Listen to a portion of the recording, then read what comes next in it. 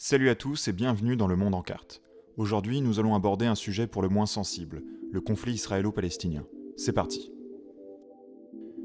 Les tensions entre arabes palestiniens et juifs sur le territoire qui correspond à la Palestine durent depuis environ un siècle.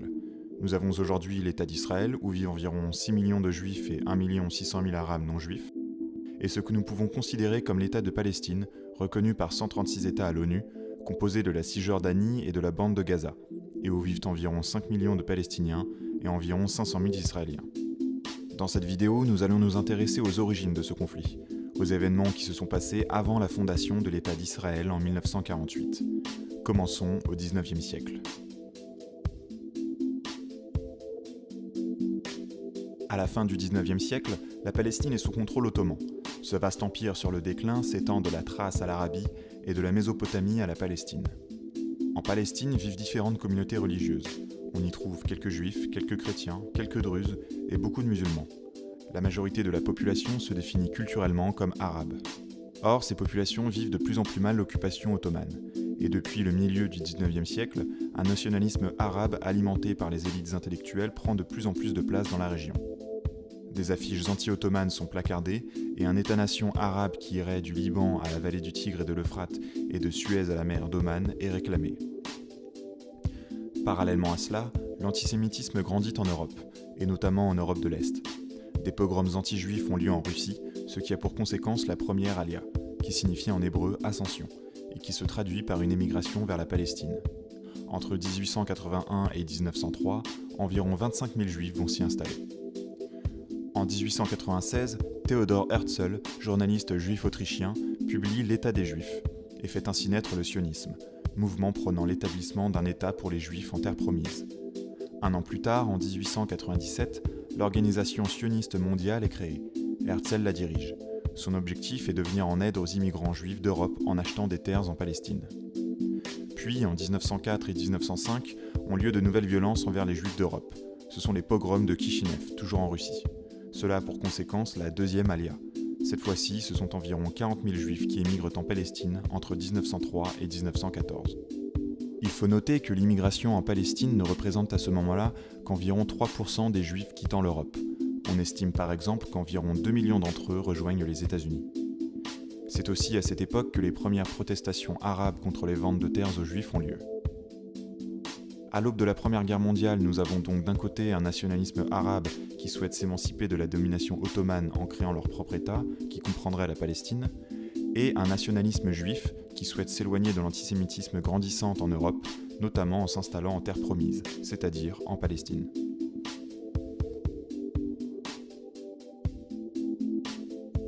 La Première Guerre mondiale voit s'affronter deux blocs, représentés ici sur la carte pour ce qui concerne l'Europe, l'Afrique du Nord et le Moyen-Orient.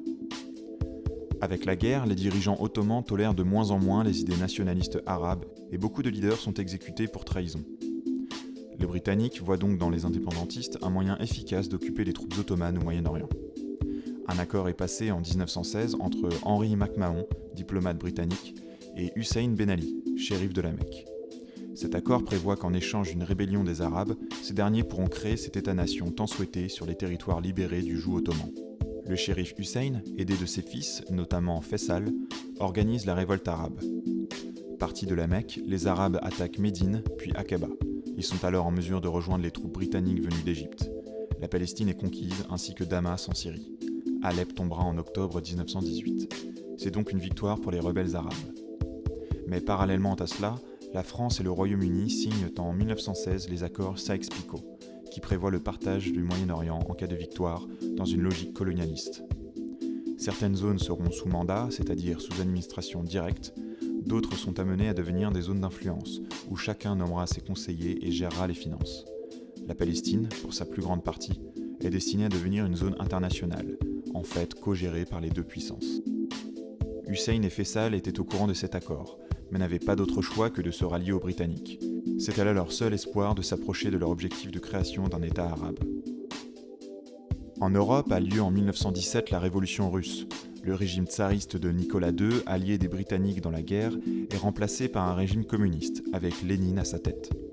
Or, les Britanniques craignent que les communistes arrêtent la guerre. ce qui permettrait aux forces de l'Allemagne et de l'Autriche-Hongrie de se concentrer sur le front de l'Ouest, en France. Le Royaume-Uni, remarquant qu'un certain nombre de Juifs font partie des leaders de la Révolution, se mettent en tête qu'en faisant un geste envers eux et le mouvement sioniste, ils obtiendraient leur soutien. C'est alors que la déclaration Balfour, du nom du ministre des Affaires étrangères britannique, est écrite. Elle stipule « Le gouvernement de Sa Majesté envisage favorablement l'établissement en Palestine d'un foyer national pour le peuple juif. » Et il emploiera tous ses efforts pour faciliter la réalisation de cet objectif. Avant d'ajouter « étant clairement entendu que rien ne sera fait qui porte atteinte aux droits civils et religieux des communautés non juives de Palestine. » Ils souhaitent donc par là rallier à leur cause non seulement les communistes, mais également les États-Unis, où ils pensent de manière surestimée que la communauté juive dispose d'une grande influence sur la vie politique. Finalement, les communistes n'auront que faire de cette déclaration et se désengageront du conflit. Certains juifs russes de la Révolution allant même jusqu'à déclarer que le sionisme est un complot capitaliste. Les États-Unis, quant à eux, apporteront leur soutien dans la guerre à partir de 1917, mais le rôle joué par les lobbies juifs dans cette décision est plus qu'à nuancer. Les Britanniques ont donc joué sur les deux tableaux durant la Première Guerre mondiale, flattant les idéaux nationalistes à la fois des Arabes et des Juifs sionistes. La guerre étant finie, il est temps pour les vainqueurs de s'occuper du partage du Moyen-Orient. Pour cela, une conférence de la paix est organisée en 1919.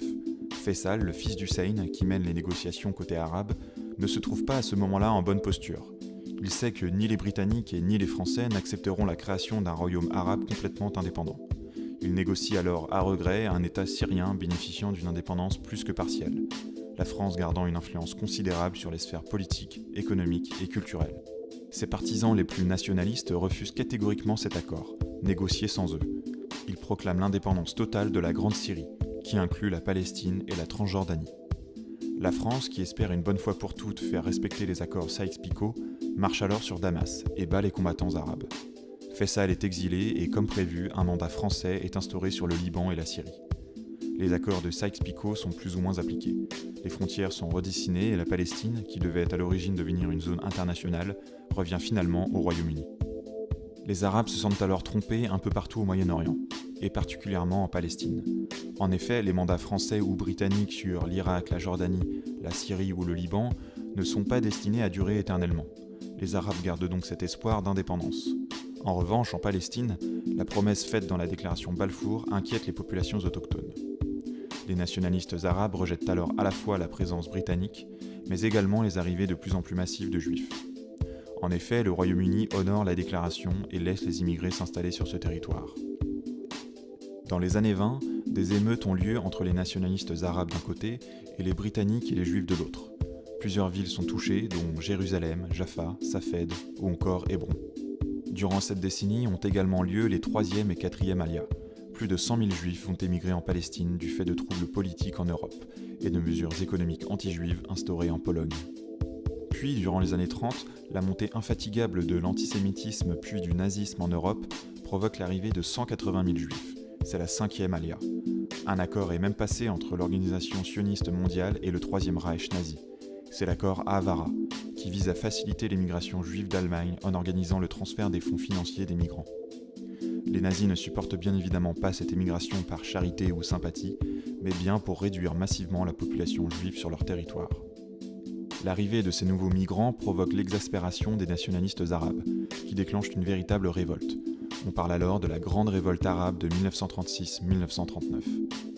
Des violences entre les deux communautés ont lieu, mais les Arabes s'attaquent aussi largement aux installations britanniques. Des pipelines sont attaqués, ainsi que des lignes de chemin de fer et autres équipements. Pour calmer les violences, un plan de partage de la Palestine est alors proposé en 1937, avec une grande zone contrôlée par les Arabes, une autre par les Juifs, et une autre qui resterait sous mandat britannique. Mais ce partage sera refusé, malgré une timide approbation des modérés de chaque camp. Les Britanniques publient alors en 1939 un livre blanc, recueil de lois limitant à la fois la vente de terres arabes aux Juifs et l'immigration juive elle-même. Un État palestinien à créer dans les 10 années à venir est même envisagé. Ces lois visent à apaiser les Arabes, d'autant qu'au moment de la rédaction de ce livre blanc, la Seconde Guerre mondiale se profile en Europe.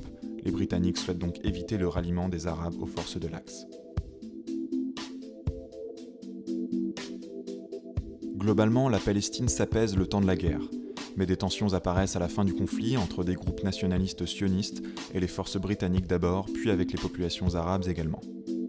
Les Britanniques, usés par le conflit et prenant conscience de leur incapacité à le régler, décident de mettre fin à leur mandat.